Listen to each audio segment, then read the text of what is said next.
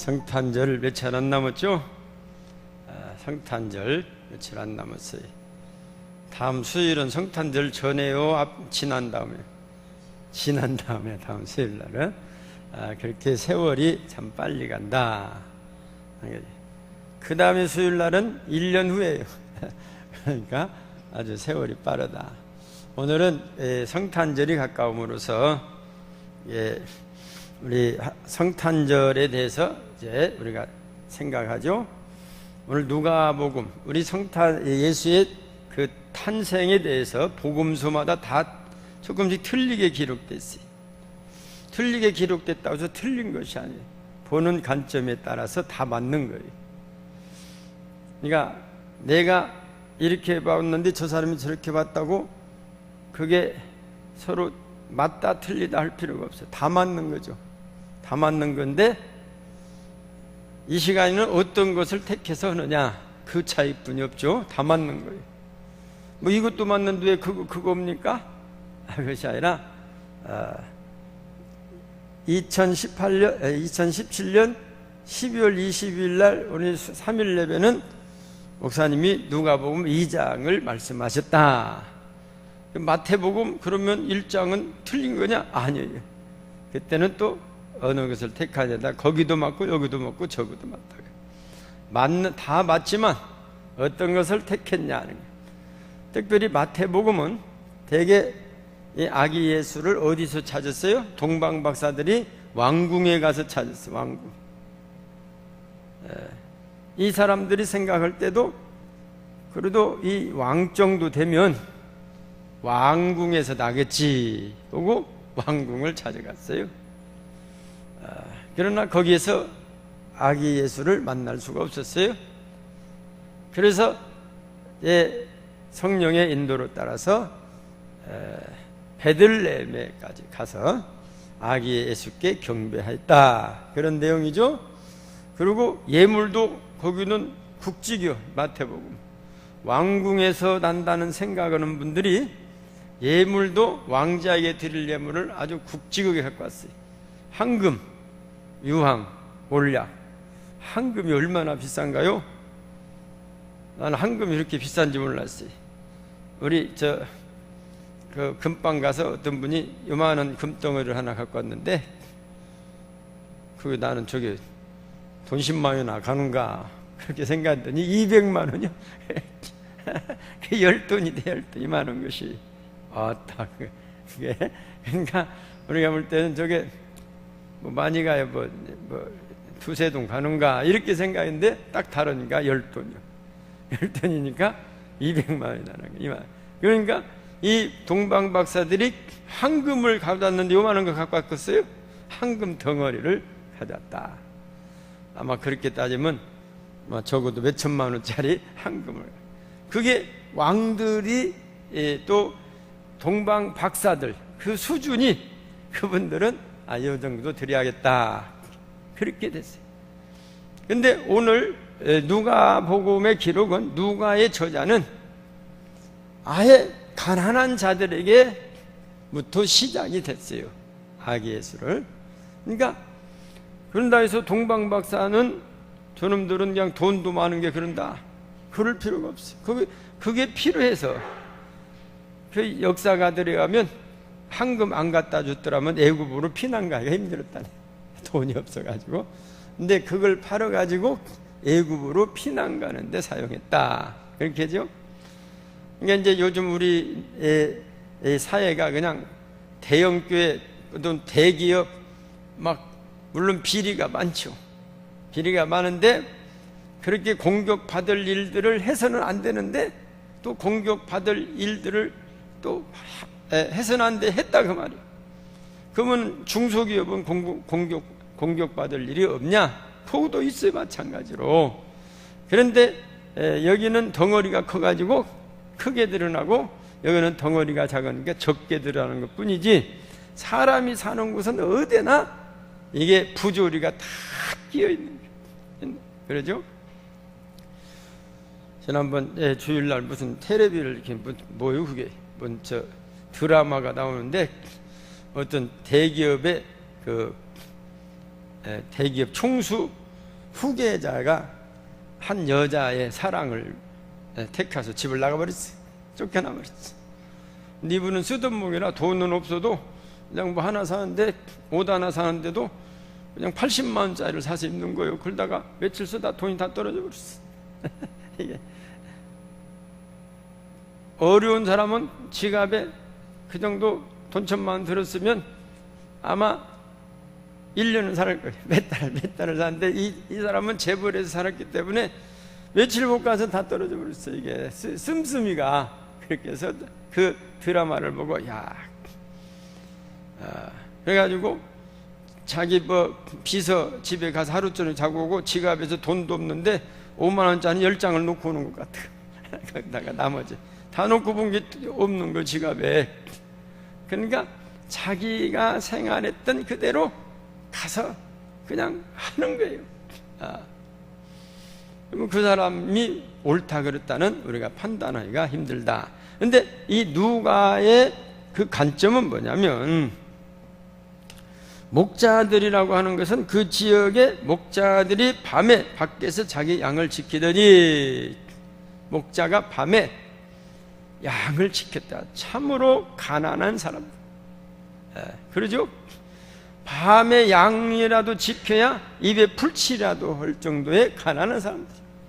부자가 볼 때는 그냥 한 주먹으로 그냥 한 끼 밥인데 이 사람들은 한 끼 밥으로 그냥 한 달은 살 것 같아. 이런 가난한 자들에게 임하게 됐다. 그래서 그 목자들이 밤에 밖에서 자기 양떼를 지키, 주의 사자가 곁에 서고 주의 영광이 그들을 두르고 비추매 크게 무수한지라. 그래서 이제 우선 이 누가 관점은 가난한 목자들에게부터 예수 탄생을 전개해 나갔다는 것입니다. 그러면 예수 탄생이 틀리냐? 지역이 아니 똑같은데, 마태복음은 마태 기자는 황금과 유황 동방박사를 이렇게 드러내놓고, 이 누가는 가난한, 그러니까 마태는 아주 부자인, 그리고 사회적으로도 지위가 높은 동방박사를 드러내놓고 이게 예수의 탄생을 설명하고, 이 누가의 기자는 누가도 뭐인 거니? 의사요. 이 누가의 의사는 그래도 이제 가장 가난하지만 자기의 일에 충실한 목자를 관점으로 해서 예수님의 탄생을 드러내면서 설명했다는 것입니다. 그러니까 뭐 동방박사는 틀리고 누가는 맞다. 뭔 예수님이 그렇게 무슨 그렇게 황금 받으러 왔냐, 그렇게 비난할 수도 있고, 그건 또 마태복음 기자는 아니 무슨 예수님이 만왕의 왕인데 무슨 그렇게 마국간부터 이야기를 하냐 그렇게 이야기를 할 수도 있지만, 이것도 맞고 저것도 맞지만 상황에 따라서, 또 보는 관점에 따라서, 또 생각하는 사람에 따라서 다 생각하지만 그것이 다 포인트는 어디냐? 아기 예수가 곧 이미 성경에서 예언한 대로 오셨다는 겁니다. 그래서 다 성경 구조를 이렇게 적어 놓지 않습니까? 인용해서 오늘 14절도 보면 14절 여기 지극히 높은 곳은 하나님께 영광이다, 그렇게 말하죠. 그래서 이 비록 아주 낮은데 임하셨지만 하나님이 기뻐하시는 사람이, 이 아이가 바로 예수다는 것입니다. 오늘 본문 말씀에서 예수 그리스도의 탄생을 기록하게 되면 2017년 전에 유대 땅 베들레헴의 밤하늘에 천군 천사들이 나타났다는 것입니다. 그러니까 똑같은 시간이기 때문에 누가는 별을 보고 천군 천사를 보게 된 거예요. 동방박사는 별을 보고 자기를 안내하는, 그 별이 그 별 아니겠어요? 똑같은 별이지. 자기를 안내하는 그 별로 보게 됐다는 것이죠. 목자들이 밤에 자기 양떼들을 지킬 때 갑자기 주의 사자가 곁에 서고 찬란한 광채가 두루 비추었습니다. 목자들이 무서워 큰 두려움에 떨고 있는데 천사가 말합니다. 무서워 말라. 보라, 내가 온 백성에게 미칠 큰 기쁨의 소식을 너에게 전한다. 이렇게 말합니다. 그랬더니 천군 천사들이 나오죠.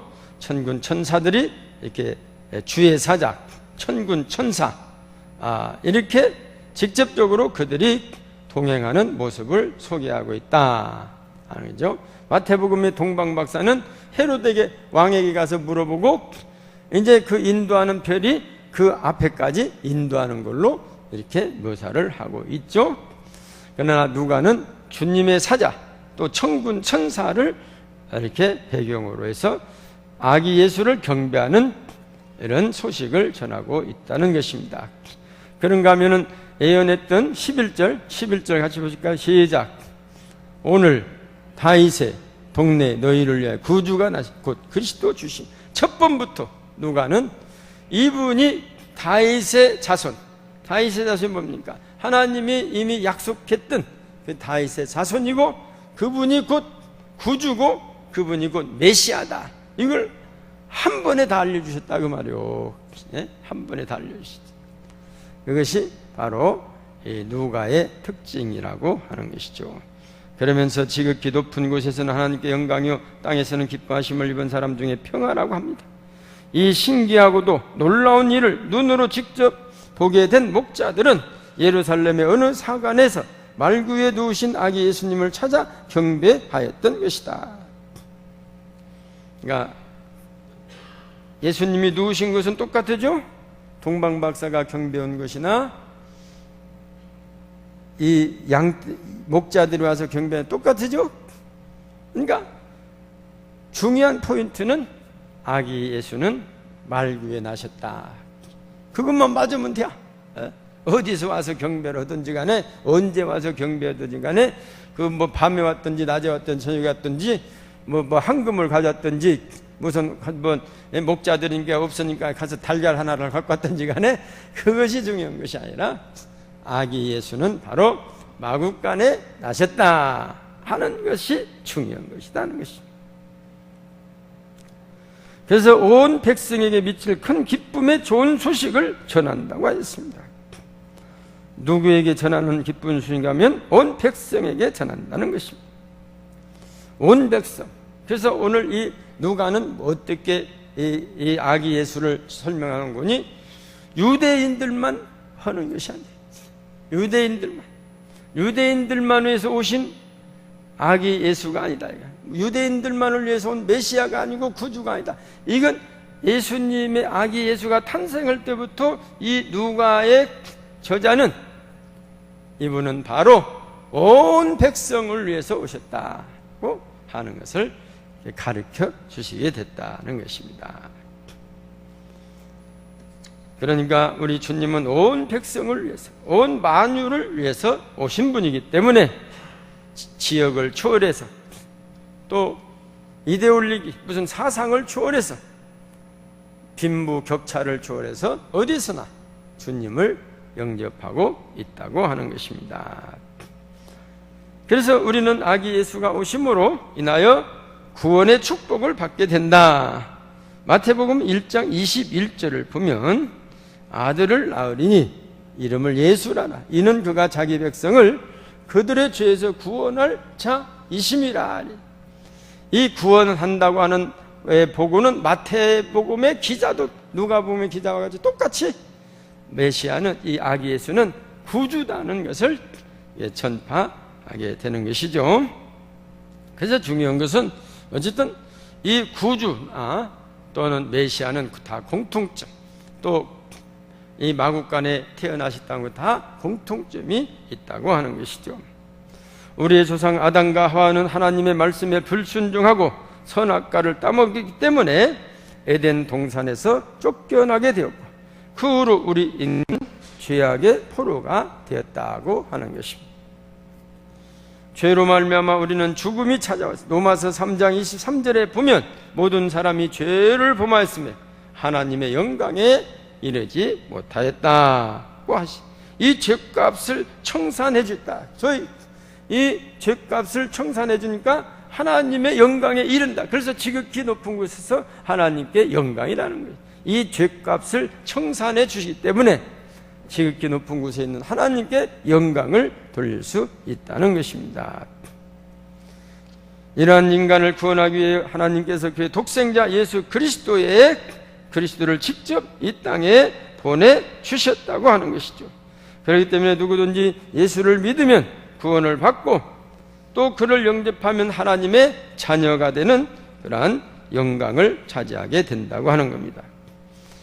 주님이 우리와 함께 하신 임마누엘 축복이 있습니다. 마태복음 1장 23절에도 보면 보라 처녀가 잉태하여 아들을 낳을 것이니 그의 이름은 임마누엘이라 하리라 하셨으니 이를 번역한 즉 하나님이 우리와 함께 하심이라. 마태복음 28장 27, 20절에도 우리 주님께서 부활 승천하시면서도 이 말씀을 이루셨어요. 세상 끝날까지 너희와 항상 함께 있으리라. 할렐루야. 예. 하나님께서 함께 하시면 어떻게 됩니까? 한마디로 애들 보고 물어보면 짱이지 그럴 거예요. 하나님께 애들은 짱. 그래서 내가 뭐 짱이 뭐냐 함께 짱이죠 그러더니 애들은 요즘 말 못하는 애들이 없어요. 짱이 뭐다냐 게 짱이 짱이죠. 그 짱이에요. 짱은 짱이요. 그래서 우리가 요즘 애들은요, 말을 얼마나 잘하는지 몰라요. 할아버지는 손자 자랑하는데 자랑하게 생겼어요. 우리 애손자가 와서 우리 지아가 이제 6살이지 했더니 아니에요. 지금 5살인데요. 곧 6살 돼요. 요즘 애들은 어찌 이렇게 말을 하냐. 곧 6살 된대. 참말로. 그러니까 우리 주님께서는 하여튼 세상 끝날까지 우리 항상 함께 하겠다는 것이죠. 그래서 주님이 우리와 함께 하시면 짱이다. 이런 이야기가 있어요. 사실이라고 그래요. 어느 나라에 사냥을 아주 좋아하는 왕자가 있었어요. 사냥을. 제가 이게 설교 준비로 나 책을 보다 좀 심심하면 그 인터넷 들어가면 동물의 왕국을 제가 잘 봅니다. 동물의 왕국. 근데 어떻게 보면 막 서로 싸우니까 이게 비유사는 사람 못 봐. 막 잡아먹어 막 잡아먹는 거. 근데 말이요. 이렇게 쭉 보다 보니까 사자가 호랑이 새끼가 혼자 있어 멀리 떨어져.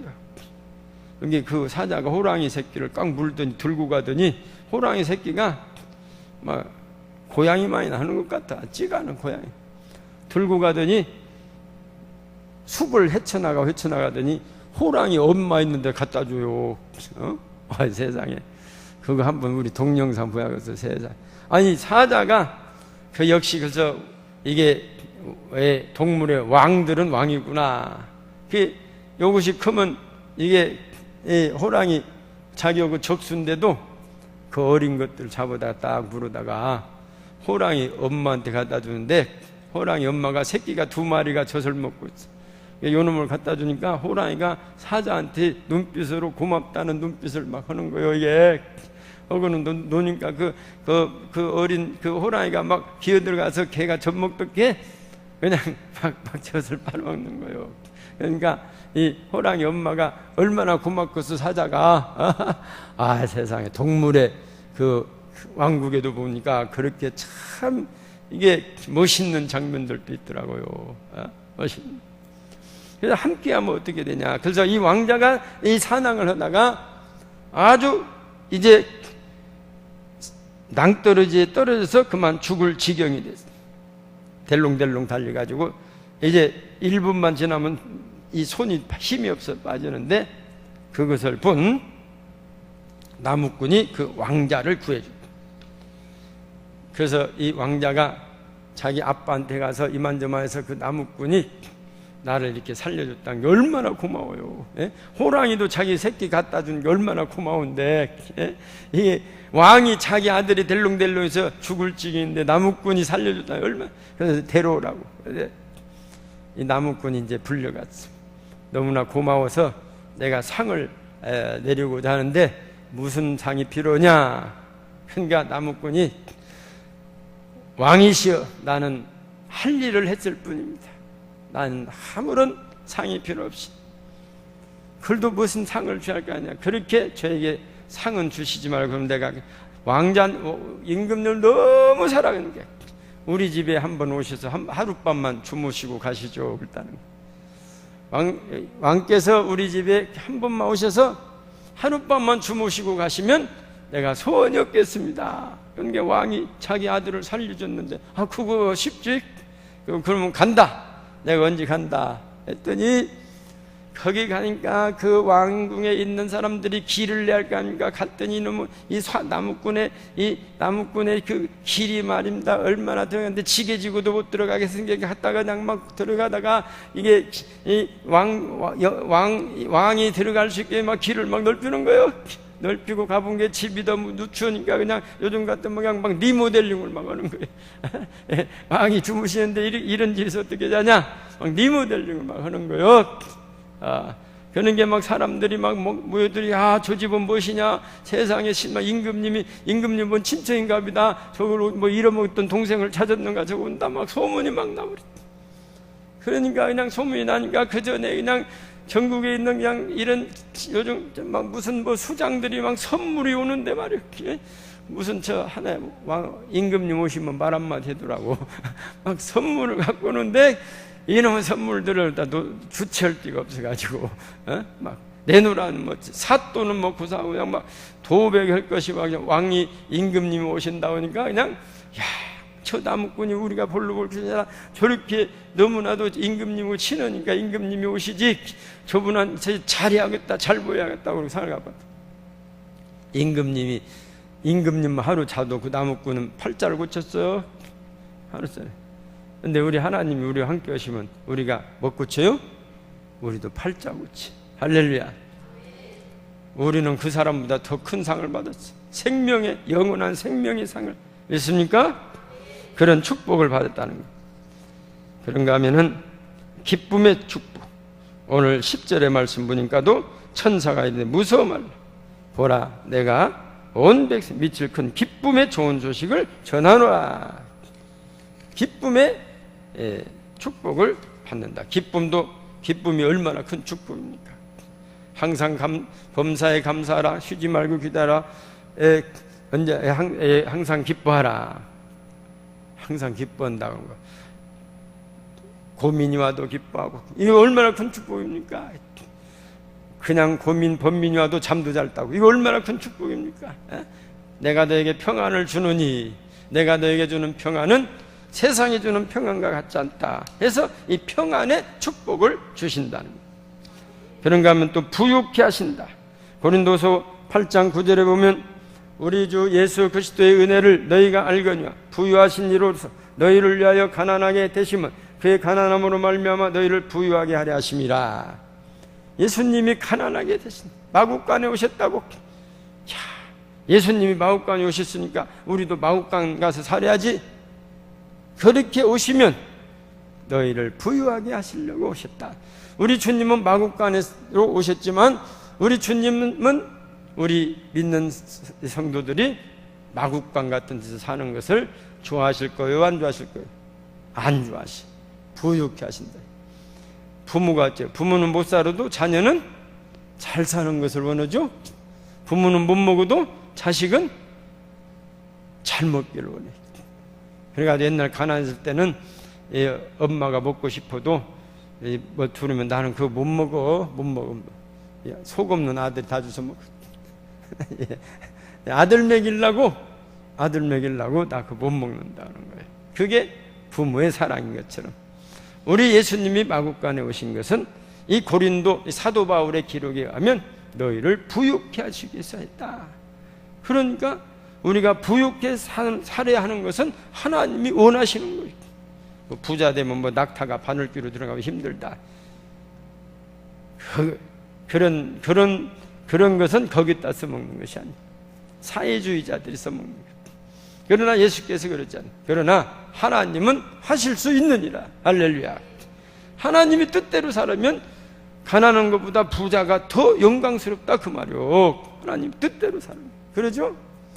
그런데 이게 부유케 돼가지고 교만해져 가지고 이게 하나님도 몰라버리고 지가 최고인다면 이것이 문제지. 이런 사람이 천국 들어가겠어요? 요게 문제지.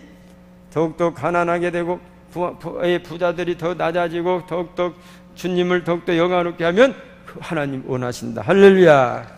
그렇게 해서 오셨다는 것이죠. 시편 112편 1절 우리 보면 할렐루야. 여호와를 경외하며 그의 계명을 크게 길가는 자마다 복이 있도다. 뭘? 주님을 의지하는 복이 있도다. 다 복이 있도다. 후손에게 복이 있도다. 부와 재물이 그의 집에 있으며 그의 공의가 영구히 서 있으리다. 부와 재물은 절대로 나쁜 것이 아니다 그 말이에요. 하나님께서 주신 것이단 말이에요. 그러니까 우리 주님이 오신 것은 우리도 부하게 하신다. 옛날에 어떤 부흥사가 설교를 하시는데 예수 10년 믿고 그 옛날 그 가나안 농구나 그 김용기 장로가 그러시죠.